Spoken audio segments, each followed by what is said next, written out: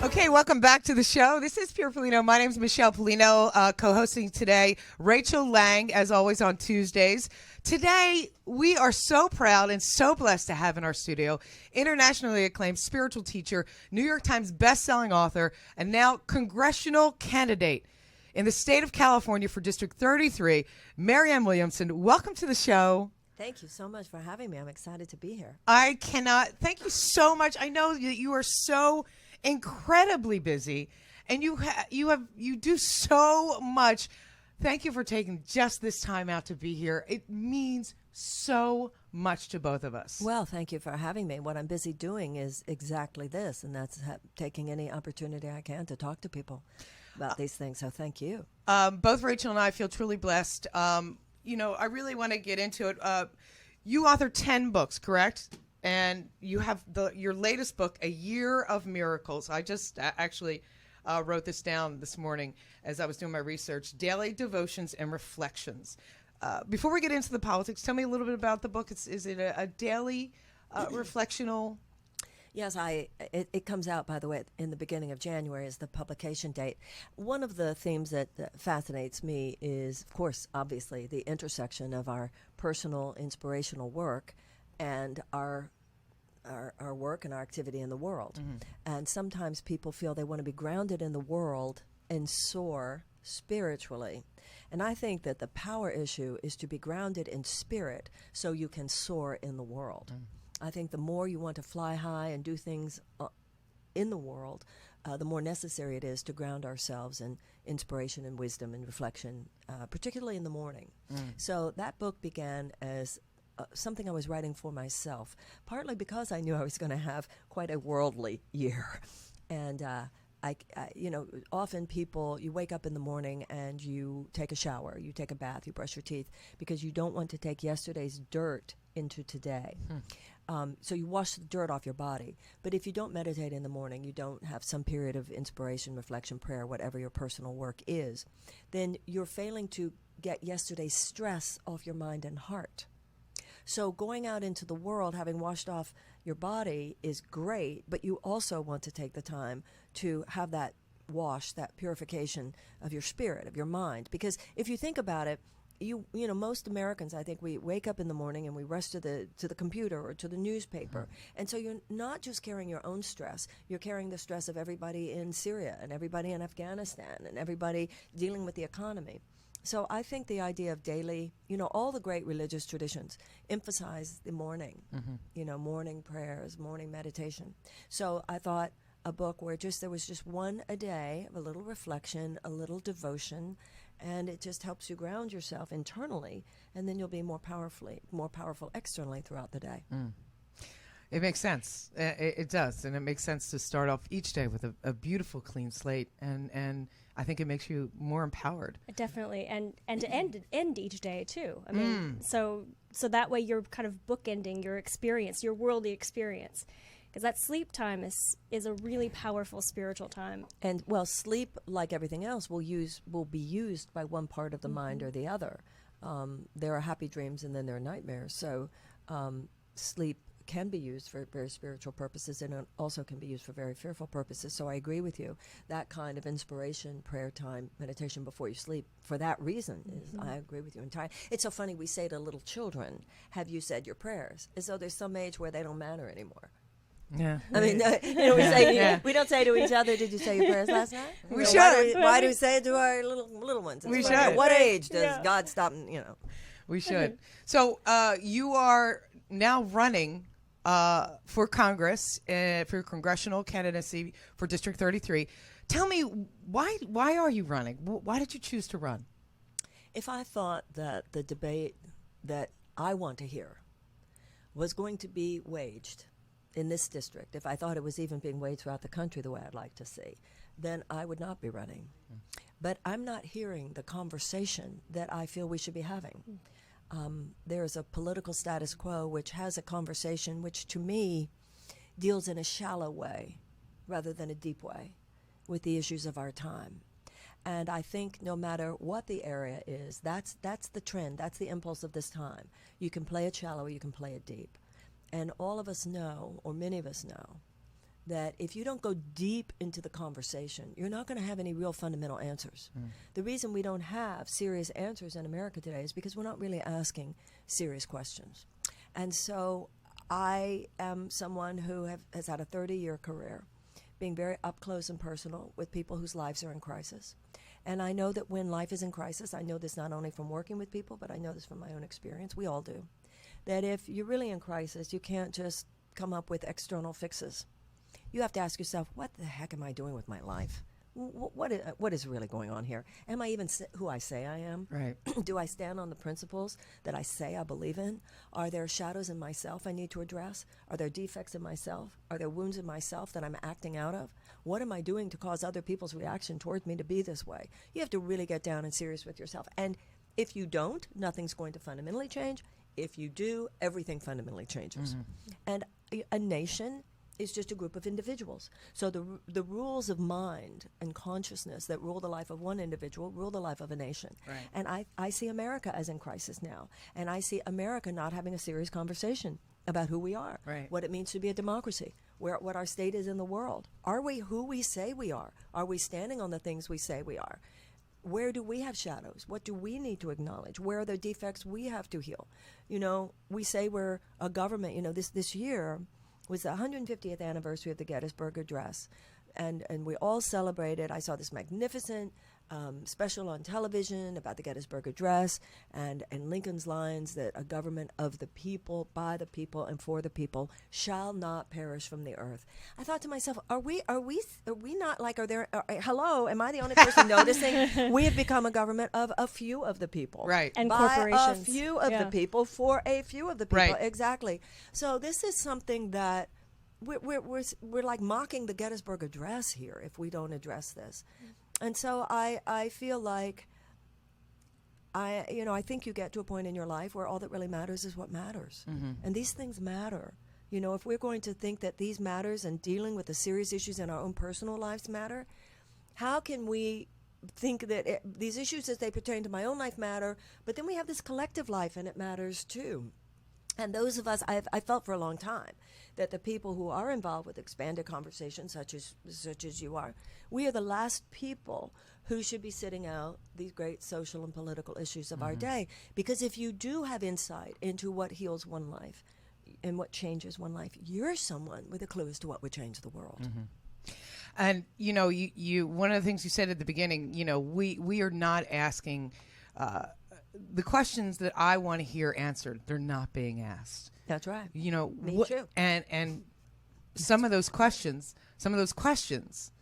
Tell me what are some of your questions? Like, besides, I mean, obviously corporations now get a personhood. They have become, you know, we can get money and fuel the fire of corporations, and they continue to mandate bills on the steps of our government. And That's it's exactly crazy. Right. That's exactly right. So those are the questions. You know, what are the policies? What are the tax and trade and banking policies that actually led to the income inequality gap that we have, with 1% of Americans controlling 38% of the wealth and 60% of Americans living on 2.3% of the wealth? That's the deeper question. Why is 1 in 5 American children? Why are 1 in 5 American children food insecure and living in poverty? Why do we have the highest incarceration rate in the world, higher than any other country, with 2.4 million people in prison compared to 300,000 during the 1970s? An African-American man today standing a 1 in 3 lifetime probability of incarceration. These are the questions. It's like in a personal life, or the line, you're as sick as your secrets. You know, what are your own dirty little secrets? Because you've got to clean that stuff out. Right. And now it's like the country has them. Now, in many ways, this to me is an analogy. It's very similar, parallels the shift from a strictly allopathic model of healing and medicine to an integrative approach. And what we have now is a kind of allopathic politics. That's interesting. Don't That's talk a great. about the That is- cause. Don't talk about the whole person. Right. Just try to suppress the symptoms, eradicate or suppress the symptoms. And unfortunately, the medicine for eradicating and suppressing the symptoms is more prisons and more bombs. Right. Wow, what an interesting analogy. I've never even thought about it that way, but that's incredible. And it's funny because our healthcare system, they're now trying to overhaul it, and because it's gotten just so stupid, it just doesn't work. It's more of a sickness care than It a health is. care. It's more It of a really is. yes. And so yeah, you said in one of your interviews, I think with Larry King, we need a Department of Peace. Yes. I love that statement. Talk about that a little bit. Well, the bill was originally introduced by Dennis Kucinich when he was in the House of Representatives. Now it has been picked up by, I think, Barbara Lee and others. The issue, of course, the House of Representatives is under the control of the Republican leadership that has no interest in allowing this bill to go further. Right. So we need to elect the people who would. A Department of Peace, to me, is a very important thing along the line of what you were just saying, Michelle. Right now, you could look at the cabinet, the president's cabinet, and it is very allopathic, as we were saying. Right. If there was an executive level Department of Peace, the role of that department in the executive branch would be to deliver to the president information about nonviolent problem-solving modalities to address both international and domestic violence. It would have to do with addressing throughout the country best practices, people and projects. Take Challenge Day, for instance, which deals with bullying in children. What are the nonviolent approaches that could be researched, articulated, and facilitated? Right now, if there is violence in the world, and you look, who does the president have? The president has a Department of Defense. And I look at the military like a surgery. There are times when you might feel that an invasive measure is necessary. But most of us now, in looking at our health, would not go to the surgeon first, would actually look everywhere else first to see, do I really have to have this surgery? Could nutrition help? Could something else help? And also, we would be looking to ways that we would try to prevent the situation ever getting that bad.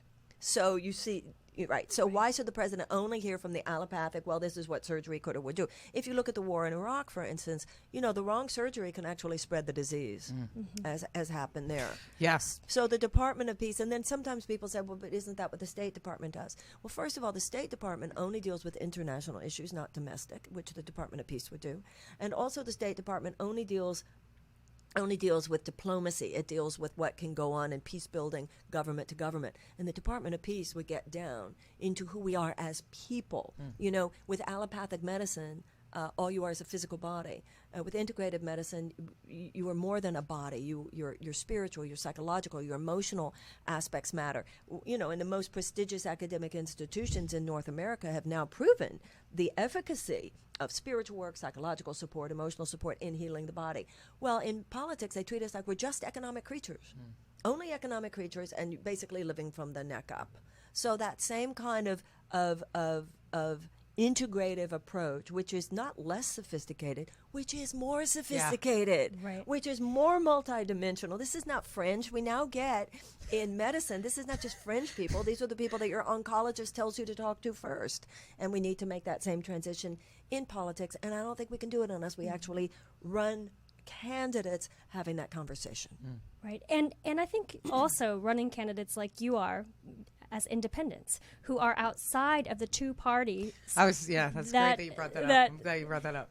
I think that's where we need to go as a country. I'm so glad that you feel that way. Most Americans perhaps don't realize there is no mention of political parties in our Constitution.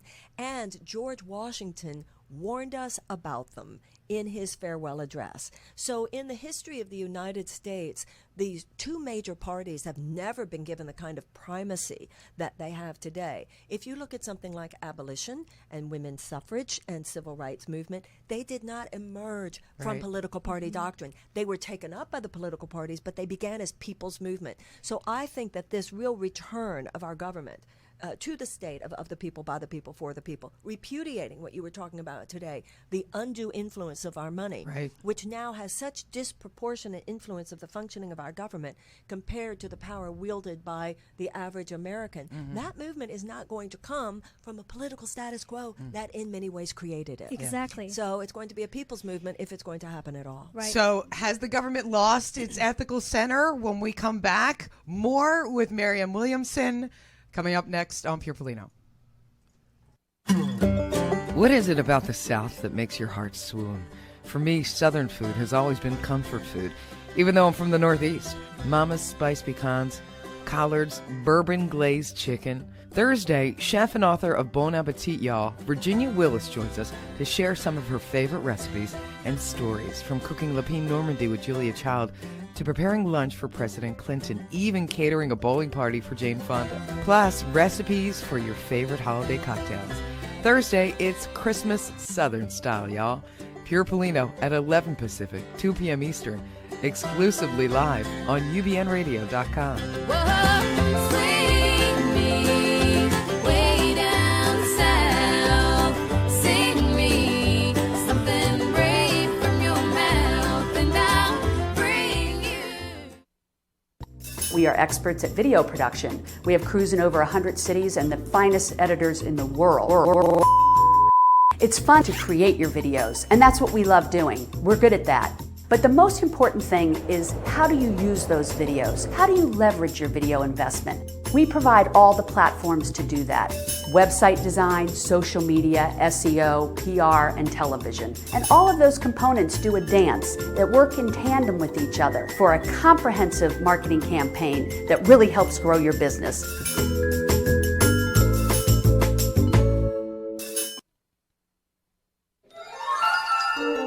Looking for that special, unique gift this holiday season? Is someone you know changing careers, looking for love, wanting to start a family, or maybe even having health challenges? Astrology reports are fun, and they keep on giving with insights for the entire year ahead, while giving great direction and even opening up the door to new paths to follow. Check out purepollino.com to order yours today. It's beginning to look a lot like Christmas everywhere you go. Take a look. Hi, this is Jenna from Create Your Life with Jenna Edwards every Monday at 11 a.m. Pacific Standard Time here at ubnradio.com. Wishing you the most amazing holiday season from all of us at the Create with Jenna family. And may your new year be productive and positive. Ah, the holidays. A time for giving, a time for getting, and a time for going and going And going, and going, and going, and going. When you need a break, we're here, helping you make sense of all the good and the going of the holidays. Happy holidays from all of us at ubnradio.com. Welcome back to Pure Pollino. My name is Michelle Pollino, co-host Rachel Lang.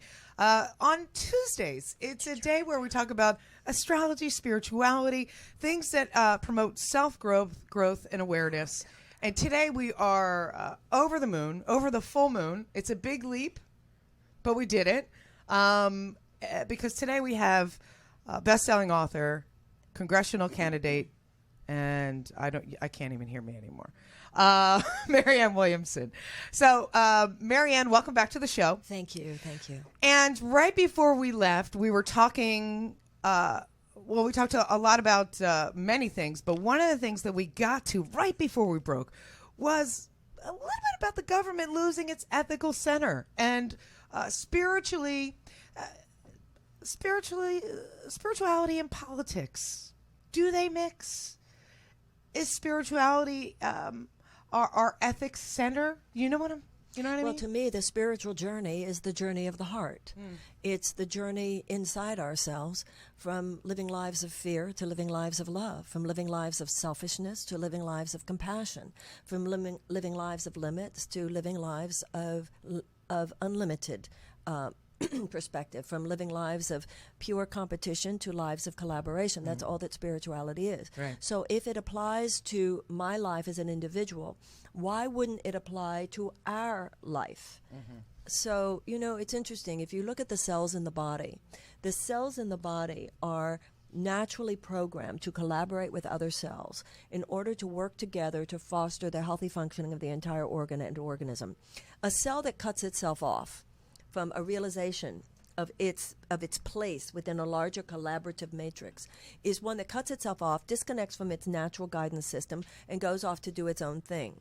We call that cancer. Yeah. It is an illness. Then it brings into its sphere other sick cells, and that then threatens the entire organ. Well, there is a way in which that kind of malignant perspective now dominates the human race. We have lost our sense that we are here to collaborate with others. We are here to, yes, have our own personal self-actualization, but within the space of my own personal growth, I am at my highest, most creative place when I am collaborating with you for a higher purpose. And that tension between the beauty of the notion of the rugged individual, which we do, we celebrate here in the United States. That's a beautiful aspect of the American character, the rugged individual. But it has become so unbalanced now that too many times we look at individualism at the expense of our working together for a greater good.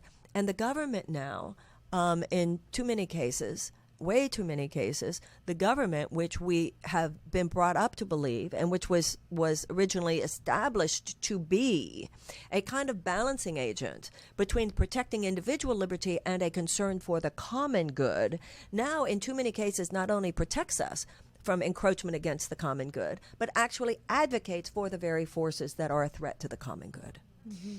We're getting a lot of questions in the chat room. There's a lot of people asking questions, which Cool. is fantastic. Beck Starr would love to know what your political plan is. Henry Waxman has similar views on many issues, on healthcare, on the environment. What do you think you bring to the table that Waxman doesn't? Well, even what you just said, similar views on healthcare and the environment. On the environment, absolutely. Congressman Waxman has been a great American when it comes to stands taken around the environment. He broke the Code of Silence in 1992 on that issue in the House. So he is an established star in the firmament when it comes to environment. When it comes to healthcare, what you just said was interesting to me. In fact, he voted against and blocked a single-payer system. I would like to see universal health care and was quite sorry to see the conversation around universal health care blocked in the U.S. House of Representatives. I would vote differently than Congressman Waxman on quite a few things. He did vote to authorize President Bush to go to war, to use military force in Iraq. And Iran. He did vote for the Patriot Act the first time. He did vote twice for the National Defense Authorization Act. He voted against the auditing of the Fed. So those are votes I would have done differently, absolutely. Okay. All right, that's definitely. We also have another question. Where are you in your fundraising for your campaign? Mm-hmm. How can people help?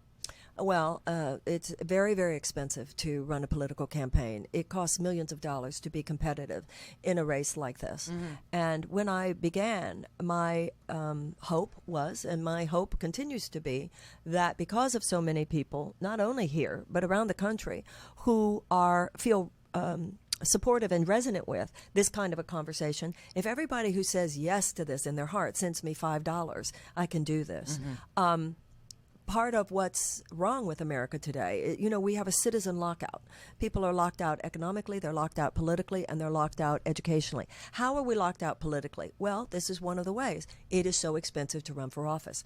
When we were talking before about the corruption of money on our system, as you probably know, we now have, because of the Citizens United decision by the Supreme Court in 2010, unlimited amounts of money on an anonymous basis can be poured into the issues campaigns that affect these elections. So until we change that, it is obscenely expensive to run for office. So what I need is everyone who feels any kind of support for this in their heart. Sometimes a $5,200 donation is the most that someone can give, and even that is only half of that can be used before the primary on June 3rd. So many would want that $2,600 that could be used before the primary. My concern is the people who go, the most I could do is $5 a month. How would that help? But actually, a grassroots campaign is about that person. And this is a grassroots yes, campaign. Yes, can give the $5 a month. If only you give 5 or only you give 10 or only you give 25, obviously that will not get me elected. At the same time, by the way, just my winning the election is, one woman going to Congress isn't going to transform. But if the space is open whereby more and more independent candidacies, even 18 would make the difference in the House of Representatives. So where am I was the original question. I'm not doing bad. The reporting will be made in, I think, a month or so, and all that will be public information. But and has the real push begun? Which hopefully will create more and more funding in our community? No. But that is what I would hope people would realize who are listening to your program. Whatever is in your heart. If you feel a yes, ask what number. And whatever number you get, even if it's $5, I'd be honored to have it. And people can go to my website at marianneforcongress.com. And I hope that people will be willing to support me on that worldly level, without which the campaign can't be waged. And go ahead. At this point, I would like to interject an astrological astrological piece. Go to town. Because my astrological woman wonder. I have your chart pulled up, and fundraising, I think, is going to be one of the strong suits that you have through this year, because you've got Jupiter, which is the planet of luck and expansion and opportunity. It's in your second house of money. Oh, please, you got it. Would you tell Jupiter to hurry up? Well, over the next year, actually from now until November, until the election, you've got it hitting 5 different significant points in your chart. Oh yeah, her son's in Cancer, right?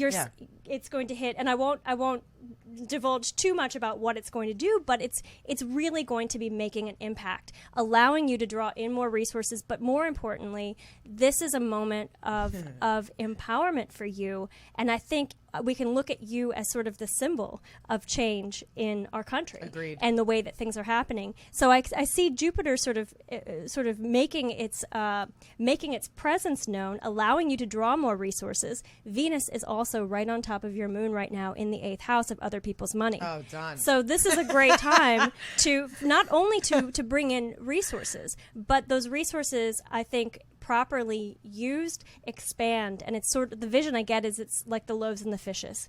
So everything that you bring in, everything that comes in, miraculously is the word I hear. Hence, of Course in Miracles, and grows. Yeah. Look at that. So this will be your year of miracles, I think. And Jupiter's also the planet of faith and spirituality and religion. And so it's no accident that it happens to be making these significant impacts in your chart. It's amazing to me. It's amazing to me that that you have come out now, because we won't go too much on this, but one more point about that. Astrologically speaking, 2014 is going to be the rise of women in business and politics. It started actually in 2009. Yeah. And that was when we had a series of patterns with Venus, with Neptune. We've had a Uranus-Pluto square. Everything has sort of culminated saying we need change. We need something different. The structure, the system that we've been operating under isn't working anymore.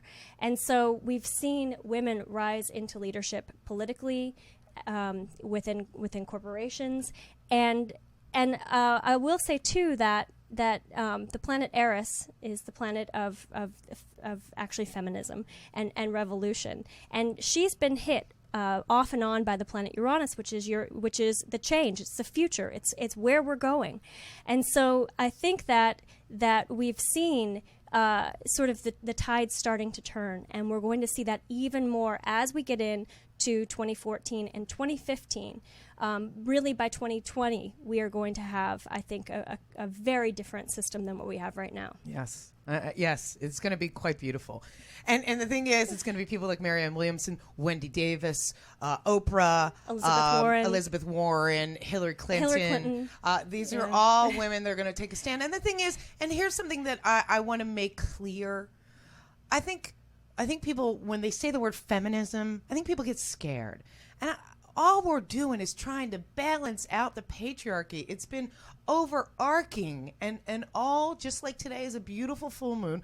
What the full moon does is it shines both the balance of male and feminine energy. And right now our political system needs a full-on forceful injection of female energy to balance all of that male energy out. And I think that's what's going to happen. And we thank you, by the way, for stepping up to the plate. Yes. Well, thank you. My mother, when I was growing up, my mother was a very traditional housewife, and her life was centered around her husband and her home and her children. And I grew up in a generation, and I do think we need to reclaim the word feminism. I think that there was, at a certain time, a actually suppression of the feminine in the name of feminism. But that's just self-correction. We just need to correct that, but certainly not abdicate the word. But I came to believe as I grew older that my mother was right, that a woman's job is to take care of the children and to take care of her home. It's just that we need to expand that now to recognize what that really means archetypally is that every child on this planet is one of our children, and the earth itself is our home. That's why I believe women in politics matter. Take children, for instance. Take the fact that we have 1 in 5 American children who are food insecure and living in poverty. Take the fact that we do not have universal preschool, which means that the children who did not go to preschool, whose parents could not afford it, go into kindergarten behind on day 1 because the other little children are already starting to read. But the horrible facts behind that is that if we don't catch that child up within 2 years, then by the 2nd grade, that little one is already on a 50% probability track to incarceration. And if we do not catch them up by the 4th grade, you can see a direct line between how many American children cannot read in the 4th grade and how many prison beds will be built. I think women in that system are going to be saying, what about the babies? What about the babies? Another one that just blows my mind, that I feel if we had more women in power, this would not be ignored by the status quo. We do not have environmental safety standards in America's public schools. So we already know that 40% of America's children and public school children and teachers are adversely affected in their respiratory systems. They're going to school in these places where there's not the safety standards, whether it's asbestos, all the asthma that we have. So, and I also think the environmental movement, when you see the earth itself is your home, I think women would be more concerned with protecting the home and less concerned with selling out our environment as well as everything else to short-term economic gain for a particular sector. GMOs. And this is another basic issue, of course, in my campaign is the corruption of America's food supply. Right. But you know what? Whether you're talking about the environment and the oil companies, whether you're talking about the corruption of our food supply and the chemical companies and big agriculture, whether you're talking about our military budget and the military-industrial complex, none of these things are going to be fundamentally repaired until we deal with the cancer underlying these cancers and the issue underlying these issues, and that is the undue influence of money on our political system. That's why a conversation all the way up to and including a constitutional amendment that would outlaw the undue influence of money, up to and including, you mentioned it before, establishing that corporations do not have the rights of personhood. One of the reasons I want to be a congressperson is to join that conversation in Congress, and also I feel it would help me have a platform by which I could talk about it in a serious way around the country. You're getting a lot of yays. Well, for other people, not from to talk about it around the country, but with a voice that would reverberate. Absolutely. A lot of yays in the chat room. Seppi, thank you so much for that. And she wanted to take a shout out from Seppi because she said, when you were talking about what's happening in our schools and all the way up to the GMOs, it's conversations that are not being had. It's conversations that are being thrown out the window by certain media outlets. I know that for a fact. That's personally. right, because of the the dominance of the media by particular corporate conglomerates. So there's this unholy alliance between the political status quo and this corporate dominance, and it is absolutely determining what the conversation will be. So what we've been left with is having the more sophisticated conversation, the more relevant conversation on the sidelines. We do what we can from online petitions, and that's why I'm running. We've got to get in there. We can't. There's a limit to what we will be able to do from the sidelines. People who feel strongly about these things need to start actually running winning campaigns actually on issues such as GMOs, mass incarceration, and so forth. Right. And that means we have a responsibility, everyone listening, all of us who have more of a spiritual perspective or who have any kind of spiritual path whatsoever need to be electing these people into, like Marianne, need to be electing you and others like you into office so that we can change. And I think so much of what you were, the problems that you were describing about our country, and you talked about, the corporate, sort of the Influence. corporate The influence corporate as being the influence as far as- cancerous, like being the cancer of the country. Really, I think too, it's a denial of the feminine. It's saying that our food isn't important, nurturing our children isn't important. It's a great. Our health, our integrated health, our connecting to one another isn't important. The individualism that we've come to see as the greater good over the real meaning of the common good. All of those things are a denial of the feminine.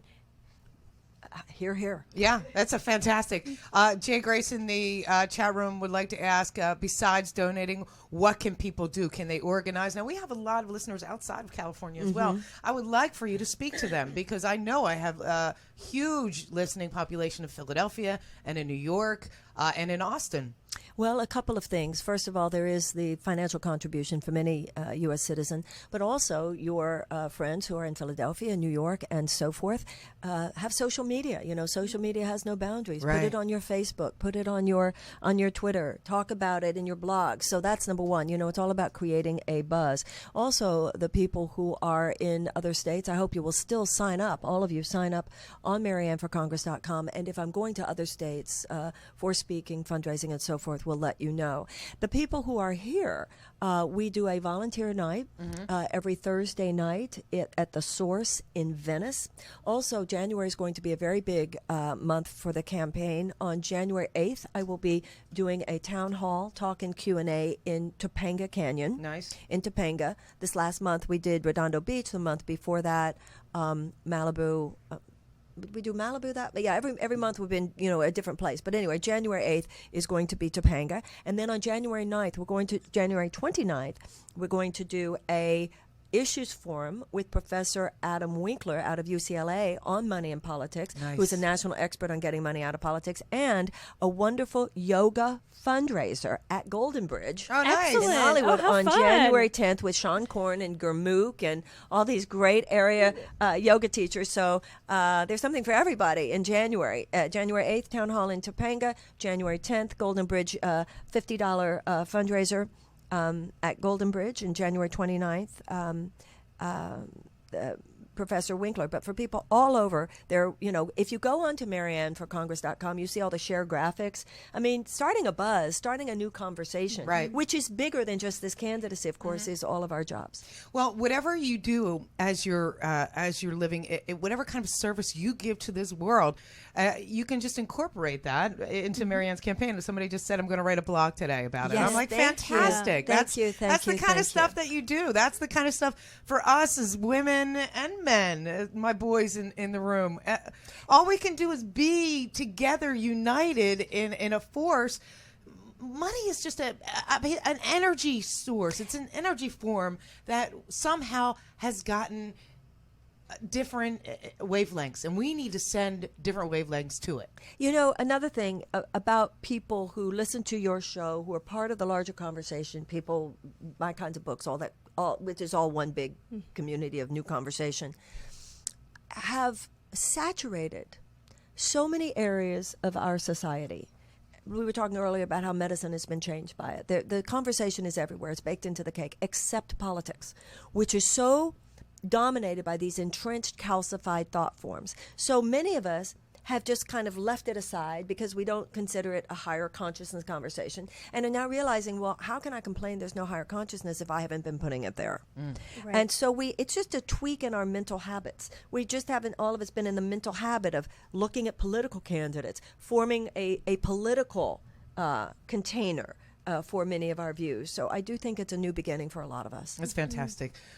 We are absolutely running out of time, unfortunately. Marianne, thank you so much for being thank here. you. Have me back anytime. you. Oh, I'd be yeah, thrilled. no. And we're going to take you up on that Thank offer you. because we know that you're going to win.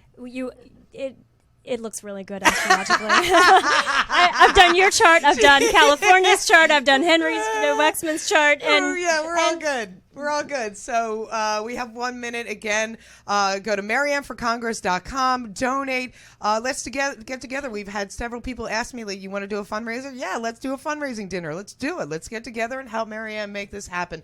The world is changing. So are we. And we have to be the power behind that change. The show today, by the way, is sponsored by Riley & Coco. It's an online marketplace that showcases jewelry and clothes. Please visit them today. They support and advocate businesses who uphold ethical practices. That's exactly what we're talking about today. It all goes along. It's all spiritually great. Coming up next, stay tuned for a groundbreaking episode with Deaf Interpretation by Sharon Pierre-Louis on Dr. Marissa Pay. She will talk with Rick Barry. If you have not seen the documentary, The Cove, it's going to break your heart. Oh, my gosh. Listen in. Again, Marianne for Congress.